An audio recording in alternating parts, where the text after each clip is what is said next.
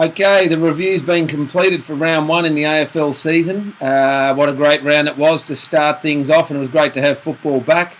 The first game of the round was Collingwood-Freo, and pretty hard to determine what will happen with Nathan Fyfe there in the Brownlow votes because, of course, he had a blistering second quarter, as most people would have seen. Really solid third quarter, and then Rossi Lyon went and subbed him out. Word was he was a bit underdone. Clearly on track for the 3 votes, and then off he goes as the sub. So a little hard to determine exactly what will happen there with him, but I certainly wouldn't be chalking him in for the 3 votes in light of him missing the whole last quarter. Others in the mix at Freo, Mundy, Mzungu, Barlow, Big Sandy. Pretty tough game to vote really, but certainly they're the guys in the mix. The other games, GWS versus Sydney Swans. Callum Ward, of course, inspirational leadership as captain. I'd be very surprised if he doesn't get the 3 votes there. A couple of young guys at GWS in the mix, in Treloar, Caniglio, and a couple of the others, all doing well. But I think those 3 probably share the votes around, but I'm very surprised if Callum Ward does not get the 3 votes. Gold Coast Richmond and reigning Brownlow medalist Gary Ablett Jr. Couldn't have got off to a better start. I was watching the game thinking, he might have slowed up a little bit, but that certainly wasn't the case. The longer the game went, the better he got, and certainly kicked some late goals as well. So Gazza to get the 3 very comfortably. Some of the younger Suns players in Swallow, Prestia, certainly in the mix for the minor votes. O'Meara, played in and out in patches, and a couple of the tall forwards. But certainly Gazza to get the 3 votes there. Carlton Port Adelaide, we saw the very fast and fleet-footed Port Adelaide boys, shake up Carlton in the last quarter there at Etihad. And they'll certainly have the votes amongst themselves. Ollie Wines, up-and-coming superstar of the game. He'll vie for 3 votes with Big Westhoff. I thought Westhoff took some very telling marks and kicked goals at critical stages of the match. Ollie Wines was the key-on baller of the game, solid nuggety fella that he is. Did very well for the whole 4 quarters, so I think they're the guys in the mix there with a couple of other lesser lights at Port, possibly to bob around, in line for the 1 vote.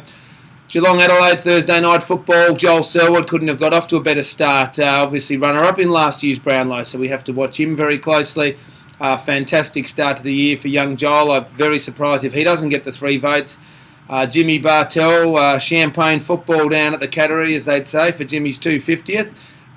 Kicked a bag full of goals. A couple were given to him by his teammates, but he played a great game in the mix for votes. Could potentially vie with Joel for the 3. Stevie J also got his year off to a great note, so I think they're the 3 in the mix over there. Essendon gave North Melbourne an absolute touch-up. Surprised many people with the way they played Essendon and how solid they were. Joby Watson off to a flying start with 3 votes once again. Surprised if he doesn't get them. 2012 Brownlow medalist, polls really well. I think he'll get the 3 votes there. Brendan Goddard played a great game. Dyson Heppel played a great game. Zaharakis was solid, so they're some of the other guys in the mix. Hawthorn Brisbane Lions down at Tassie. It was interesting. At half-time I was thinking, it's hard to give votes here, but it certainly settled down a bit in the second half as the cream rose to the top. Luke Bruce, I think, vies for the top honours there.